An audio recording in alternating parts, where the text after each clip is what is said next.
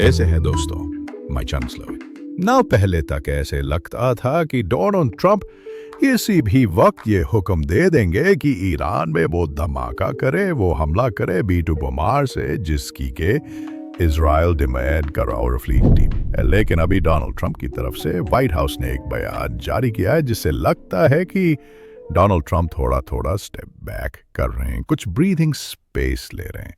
White house के मुताबिक उन्होंने कहा है कि मैं 2 हफ्ते में 15 दिन में यह फैसला करूंगा कि मैंने ईरान के ऊपर क्या फैसला करना है, बम फेंकना है, फैसेस भेजनी है या नहीं भेजनी है, या जो भी उनके दिमाग में चल रहा है। व्हाइट हाउस ने black and white statement clear तौर पर 2 हफ्ते की बात कर दी।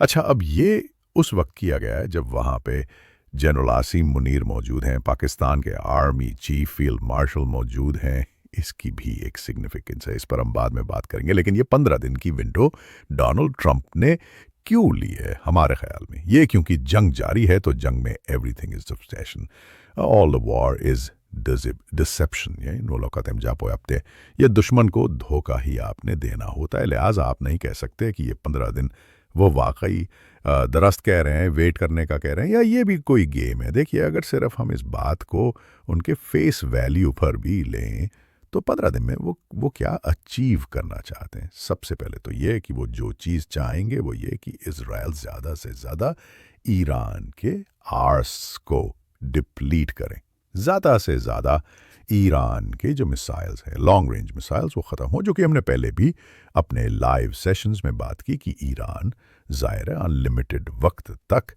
मिसाइल्स फायर नहीं कर सकता, और यही ट्रू है इजराइल के लिए भी। वो भी अनलिमिटेड वक्त तक ईरान के ऊपर बमबारी भी नहीं कर सकता, और ईरान की तरफ से आने वाले मिसाइल्स को मुसलसल इंटरसेप्ट भी नहीं कर सकता। उसके पास भी हफ्ते 10 दिन का हस्त बाकी बचे हैं, उसको फेरी मदद चाहिए। और मतलब ये एक मेरी पहली असेसमेंट है कि वो ये चाहते हैं कि ईरान को और थकाया जाए, और जब अमेरिका आए तो उस वक्त आए जब ईरान के पास अटैक के लिए, जवाब के लिए बहुत कम वेपन्स और बहुत कम सलाहियत बाकी बची हो, ताकि आसानी से उसको गिराया जा सके।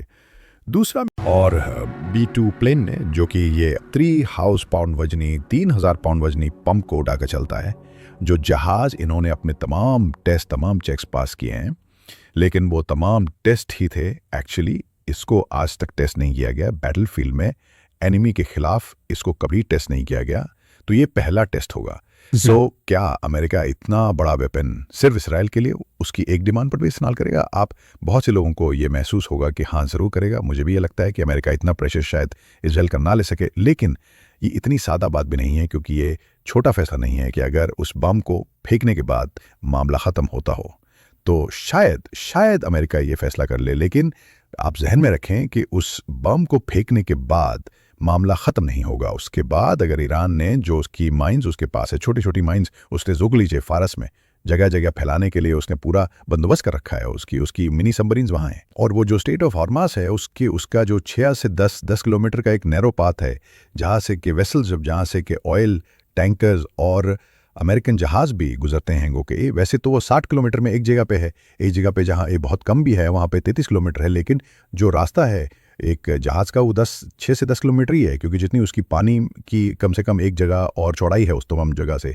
तो जहाज़ नहीं गुजर सकता। सो बीच में एक नैरो पाथ है 6 से 10 किलोमीटर तक, वो स्टेट ऑफ हॉर्मस, जिसको सब कह रहे हैं कि ईरान बंद कर सकता है। तो वो जाहिर है उस वक्त ईरान बंद करेगा, या उस वक्त वहाँ पर कोई अटैक करेगा जब उसके पास खोने को कुछ और बाकी नहीं बचा होगा।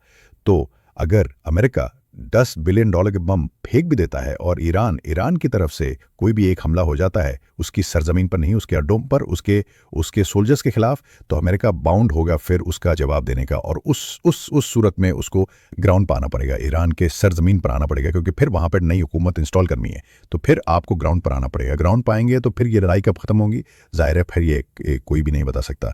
और ये वो बात है जो अमेरिका का इस वक्त कम से कम, क्योंकि ताज़ा अफगानिस्तान से उन्होंने फासिस निकाली हैं, तो ये उनका बहुत बड़ा खौफ है। वो किसी दूसरी ऐसी जंग में नहीं जाना चाहते जो उनको फिर न जाने कितने सालों के लिए लड़ना पड़े। ईरान ने बहुत गलतियां की है, इसमें कोई शक नहीं। ईरान एक स्ट्रेटेजिक पावर भले ना हो, लेकिन वो एक लीथल पावर बहरहाल है। तो लीथल पावर होते हुए वो ऐसा नुकसान जरूर कर सकता है जो अमेरिका को बरसों तक एक ऐसी लड़ाई लड़ने पर मजबूर कर दे जिसमें कि उसको boots on the ground Iran में आना पड़े, जो कि अमेरिका नहीं चाहता। आप याद रखें कि 1988 में एक ईरानियन माइन जो थी इधर पर्शियन गल्फ पे, उससे एक अमेरिकन फ्रिगेट तबाह हुई थी और उसके बाद मतलब उसका होल हो गया था बहुत बड़ा और वो इत्तेफाक से डूब नहीं सकी, लेकिन वो तबाह हुई। उसके बाद अमेरिका को अच्छा खासा रिटेलिएट करना पड़ा। उसने ईरान इनके नेवल बेसिस को और रॉयल फील्ड्स को हिट किया, बड़ा बड़ा नुकसान किया ईरान का। सो ऐसा नहीं है कि इससे पहले ये वाकयात नहीं हो चुके हैं। अमेरिका की मेमोरी भी है, ईरान की मेमोरी भी है, दोनों एक दूसरे को जानते हैं कि दोनों रिटेलिएट करेंगे। जब कासिम सुलेमानी की 2020 में अमेरिका ने उसको हिट किया, उस वक्त भी डोनाल्ड ट्रंप ही प्रेसिडेंट थे, तो ईरान ने उस वक्त तक का अपना सबसे बड़ा मिसाइल हमला इराक में अमेरिकन बेस पर ही किया था और हमला किया था उसने। सो ये दोनों को बहुत क्लियर है कि अगर अमेरिका ने ईरान के ऊपर कोई भी अटैक किया तो ईरान को हर सूरत रिटेलिएट करना पड़ेगा और उसके बाद वो जंग शुरू होगी जो अमेरिका नहीं चाहता। इजराइल चाहता है, अमेरिका नहीं चाहता। तो अमेरिका बेसिकली इससे बचना चाहता है, इसीलिए डोनाल्ड ट्रंप ने ये 15 दिन की विंडो ली है कि वो इसमें शायद कुछ बदलते हालात में उनके लिए फैसला आसान हो जाए। एंड मुमकिन है कि वो कुछ अपने एसेट्स को मूव कर रहे हो, उसमें भी उनको कुछ वक्त चाहिए हो। एक और भी सूरत हाल है कि अमेरिका ये चाहता हो कि जो यूरोपीय यूनियन के 3 मालिक की, बर्थरानिया की, जर्मनी की और फ्रांस की मीटिंग है ईरान के साथ, उसको भी एक फेस सेविंग देना चाहता हो कि वो वहाँ से क्या आउटकम आता है। वो इस वक्त एक ऐसी डील की तलाश में है कि ईरान किसी भी तरह से उनको ये लिख के दे दे कि वो एटॉमिक बम नहीं बनाएगा, वही जो 2015 में बराक ओबामा को उन्होंने लिख के दिया था। और उस डील से यही साहब बाहर आए थे। और जनरल आसिम मुनीर से जो उन्होंने लंच पर उन्होंने मुलाकात की, एक 2-2.5 घंटे की, 2-2 घंटे के रनवोटी मुलाकात हुई। इसके बाद भी जो उन्होंने साफियों के साथ बात की, जिसकी ऑडियो भी चल गई है, जिसमें उन्होंने कहा कि पाकिस्तान ईरान को बहुत से दूसरे मौलिक इंडिया एनपीटी पर साइन कर देगा तो हम भी कर देंगे, क्योंकि हम एटमी हथियारों के फैलाव के खिलाफ है। अगर ये बात हुई आज लंच में, उससे हमें ये समझ आता है कि अमेरिका ये चाहता है कि जो पाकिस्तान और ईरान का ताल्लुक है उसको इस्तेमाल किया जाए और ईरान के ऊपर थोड़ा सा दबाव डाला जाए कि वो एक न्यूक्लियर डील कर ले। आप सच पूछे तो मेरा ख्याल है कि ईरान भी ये चाहता है कि वो ये डील कर ले, लेकिन इस डील के साथ वो ये भी जरूर चाहेगा कि 2 काम हो। पहली ये कि इस डील को करने के लिए अमेरिका की तरफ से कोई मिलिट्री प्रेशर ना आए, यानी उसकी तरफ से कोई बम, उसकी तरफ से हमला ना आए, क्योंकि उससे ये तासुर मिलेगा कि ईरान ने अमेरिका के खौफ में ये डील की है। क्योंकि जंग में तो सूरत हाल ये है कि टिट फॉर टैट ही चल रहा है, दोनों तरफ कोई ज़्यादा फर्क नहीं है। ये को कि ईरान का नुकसान बहुत ज़्यादा है, लेकिन इजराइल का नुकसान भी कम नहीं हो रहा। वो बहुत पैनिक है, वहाँ छोटे से मुल्क में, छोटे से जोग्राफी में बहुत ज़्यादा पैनिक है। अगर इसी सूरत हाल में, जहाँ के एक टिट फॉर टैट चल रहा है, वहाँ ईरान एक न्यूक्लियर डील पे आ जाता है, तो ये ईरान की फतह होगी और साथ ही साथ डोनाल्ड ट्रंप की बहुत बड़ी फतह होगी, क्योंकि वो कहेंगे कि देखिए मैंने हासिल कर लिया। उसमें सिर्फ जो बात वो बात जो शायद मोनो ऑफ कंटेंशन बने, वो ये है कि डोनाल्ड ट्रंप ये भी कह चुके हैं कि वो ये चाहते हैं कि ईरान मिसाइल प्रोग्राम को आगे नहीं चलाएगा। अच्छा, ये वो बात है जिस पे ईरान नहीं मानेगा, इस पे वो कैप नहीं लगाएगा। यहाँ मेरा ख्याल है कि थोड़ा सा अगर डोनाल्ड ट्रंप किसी वक्त शायद कॉम्प्रोमाइज़ कर जाए, वो एक फ्लिप फ्लॉप शख्स है जो अपनी बातें बदलते रहते हैं। किसी वक्त उनको अगर लगेगा कि अगर ये इस बात पे कॉम्प्रोमाइज़ किया जा सकता है तो शायद कर ले, लेकिन आप जानते हैं कि वो इजराइल के बहुत ज़्यादा प्रेशर में है, उनके बहुत ज़्यादा दबाव में है। उनके साथ जो बहुत से इन्वेस्टर्स हैं वो ऐसे हैं जिन्होंने उनको प्रेसिडेंट बनने के लिए hundreds of millions of dollar के फंड्स दिए हैं। वो के दरमियान ये जो मसला है ये बैरून मुदाखलत के बगैर हल नहीं हो सकता। लेकिन इस मुलाकात का एक तीसरा पर्सपेक्टिव भी है जो कि अभी तक बहुत से लोगों की आंखों से ओझल है।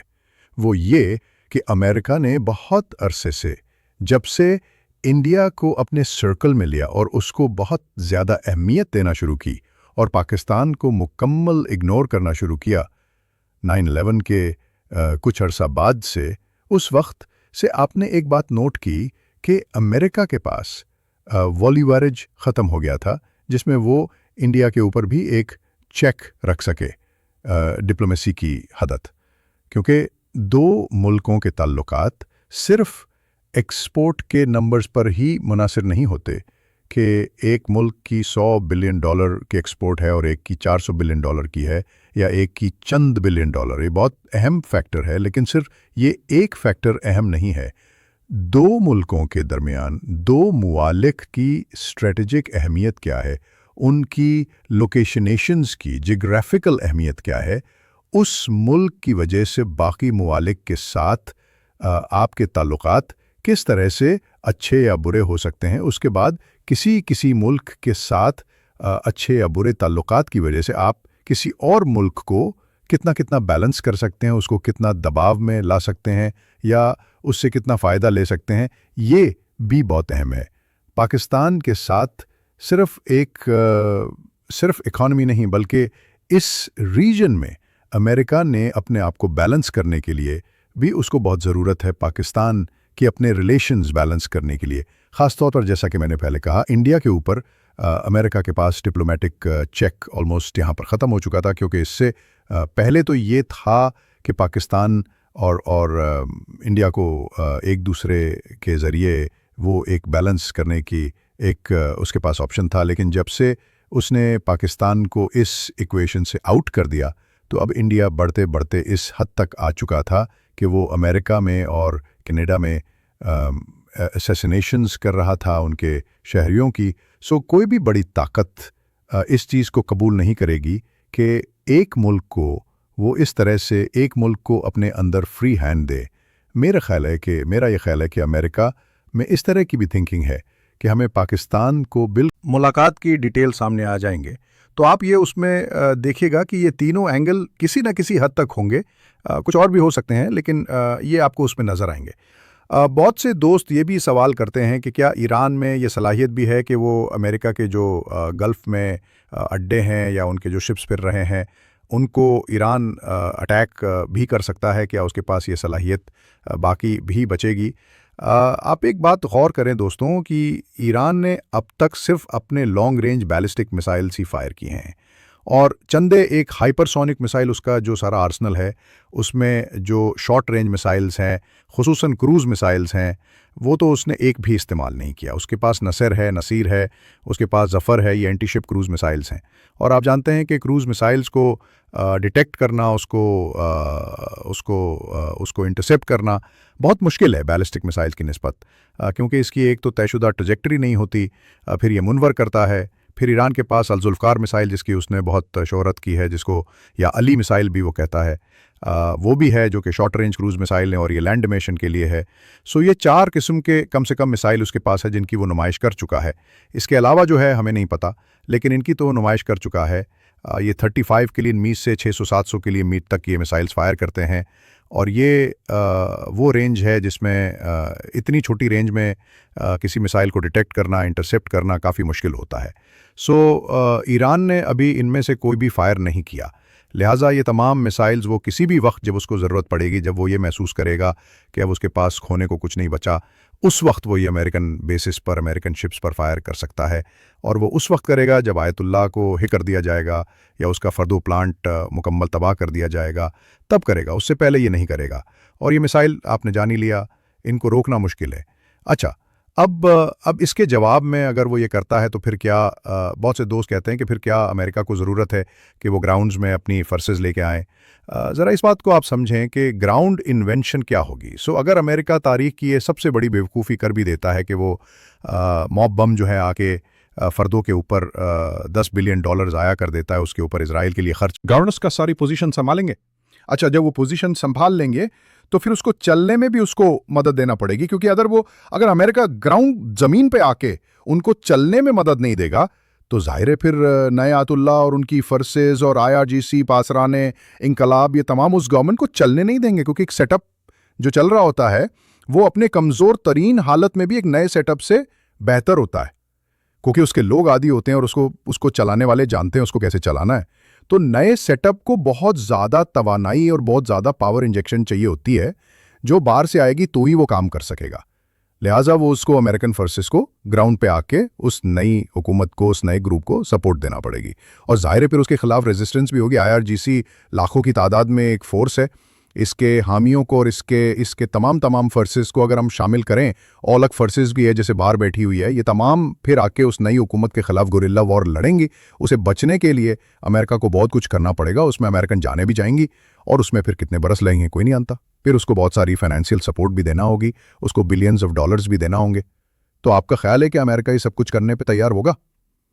और वो भी उस तरह कि जब वो 20 साल अफगानिस्तान में ये करके देख चुका है कि $3 ट्रिलियन खर्च कर रहे हैं हज़ारों लोगों को मरवाने, अपने हज़ारों लोगों को मरवाने और वहाँ के तकरीबन 100 मिलियन लोगों को हलाक करने और ज़ख्मी करने और डिस्प्लेस करने के बाद तालिबान को तालिबान से ही रिप्लेस किया और कुछ भी नहीं किया वो इस वक्त, जबकि ये तमाम मेमोरीज अभी 4 साल पीछे की है।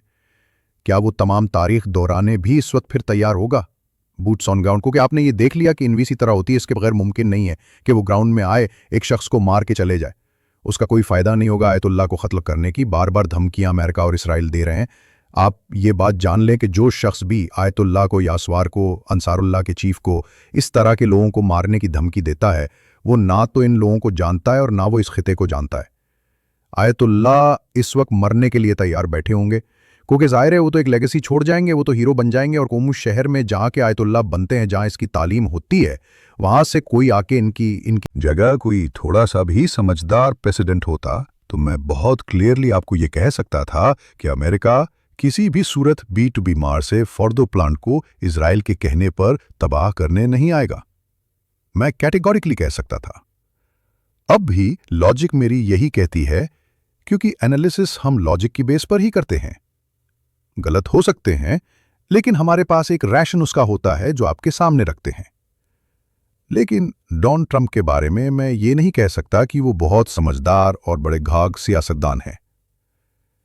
इसलिए मैं थोड़ा सा इस पे डाउट हूं। वरना जो रैशनल है, जो सही फैसला है, वो यही है कि वो बम नहीं फेंकेंगे, क्योंकि उसके बाद के इवेंट्स जो हैं वो अमकी फौज को यहां पर ले आएंगे। तो ये है अब तक की सूरत हाल। और आखिरी बात यह कि दोस्तों, मुझे वाज़ तौर पर ईरान की तरफ से भी, आयतुल्लाह की ऑफिस से भी ये नज़र आ रहा है कि वो नहीं चाहते कि अमेरिका आए। वो अपना सर्वाइवल चाहते हैं और इस विंडो को सबको इस्तेमाल करना चाहिए। अगर ये जंग किसी भी वक्त इस तरह से ख़त्म होती है कि ईरान न्यूक्लियर वेपन की तरफ नहीं जाता और मिसाइल्स उसके मान लिए जाते हैं for peaceful purpose, for defence purpose, तो यहाँ पे जंग ख़त्म हो जाए, तो ये ईरान की भी जीत होगी और अमेरिका की भी जीत होगी, और हार सिर्फ इजराइल की होगी।